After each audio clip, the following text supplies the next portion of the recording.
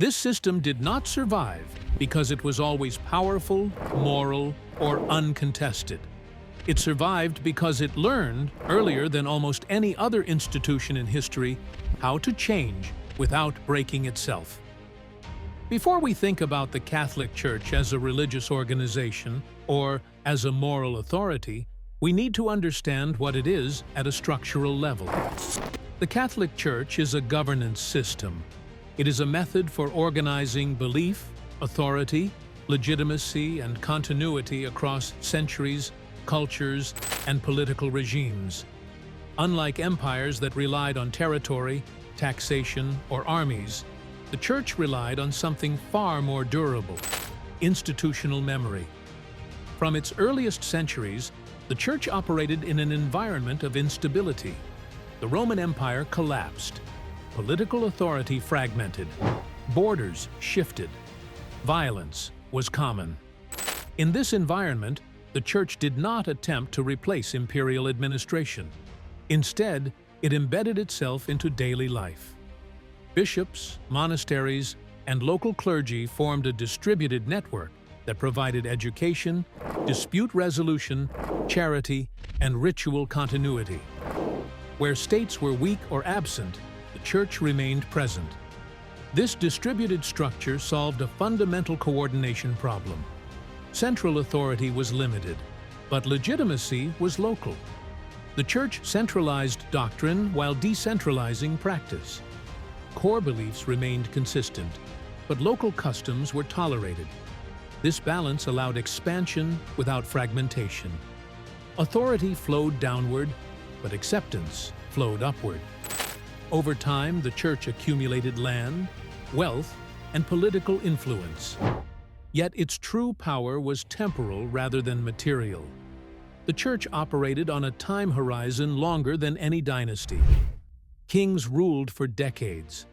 Popes planned for centuries. This difference shaped decision-making.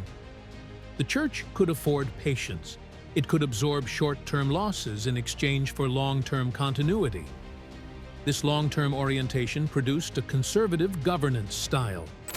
Change was slow, deliberate, and justified as restoration rather than innovation. Councils debated doctrine for years. Reforms were framed as returns to foundational principles. This minimized internal resistance. Members were not asked to embrace novelty, but to preserve order. Legitimacy was reinforced through ritual. Weekly services, sacraments, liturgical calendars, and shared narratives created recurring feedback loops. Authority was not imposed constantly, but reaffirmed constantly. This reduced enforcement costs. Compliance felt voluntary, even when it served institutional interests. Education played a central role. For centuries, the Church controlled literacy in Europe. Monasteries preserved texts. Clergy were trained as administrators, lawyers, and scholars. Secular rulers depended on ecclesiastical expertise to govern. Law, philosophy, and bureaucratic practice passed through church institutions. Knowledge became an instrument of continuity. This created a symbiotic relationship between church and state. Rulers protected the church. The church legitimized rulers. Neither fully dominated the other. When conflicts emerged, they were negotiated rather than resolved through total destruction. This mutual dependence prevented sudden collapse. However, success introduced strain. As the church grew wealthier and more centralized, coordination costs increased. Distance from local communities widened. Corruption emerged.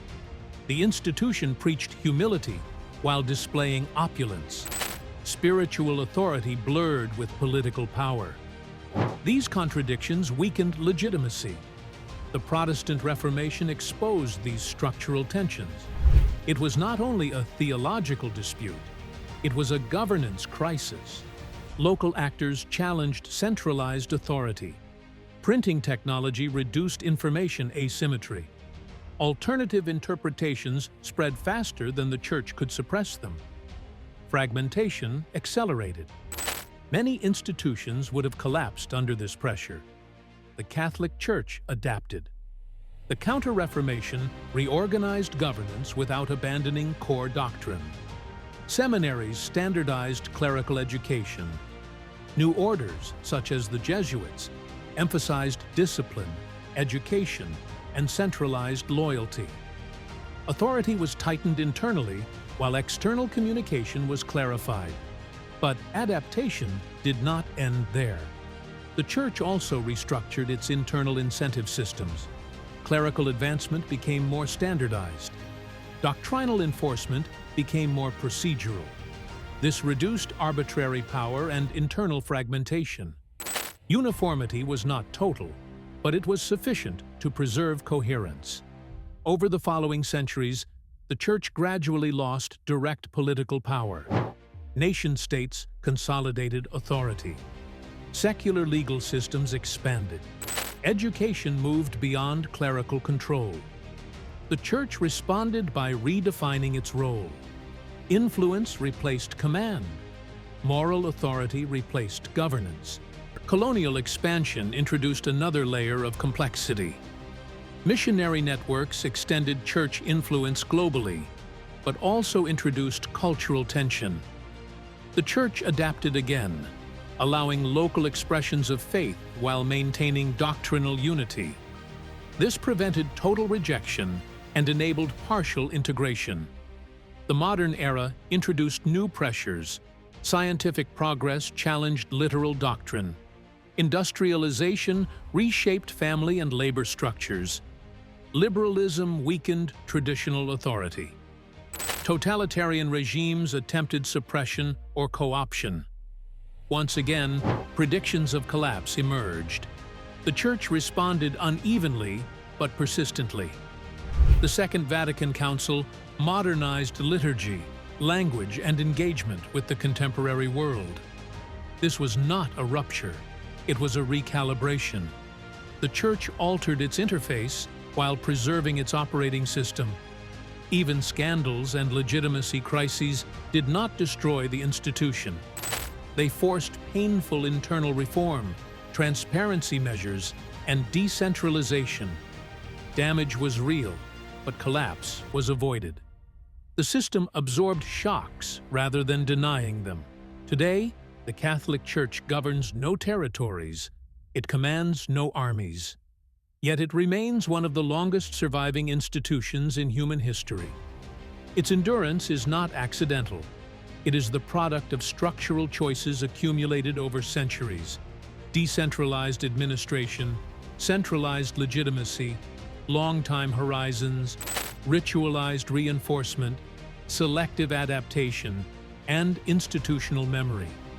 The Church demonstrates a path distinct from most systems examined in this series. It did not maximize growth at all costs. It optimized for continuity. It accepted contraction to preserve coherence. It allowed internal diversity while defending core identity. This is the deeper lesson. Systems do not fail simply because they face pressure. They fail when adaptation destroys identity or rigidity prevents change. The Catholic Church survived by changing slowly, unevenly, and strategically. In a world dominated by rapidly scaling organizations, platforms, and institutions, this lesson matters more than ever. Growth is not the sole measure of success.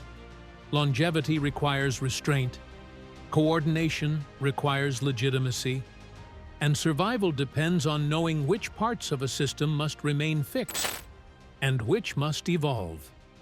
The Catholic Church is not unique because of belief alone. It is unique because it learned how to endure.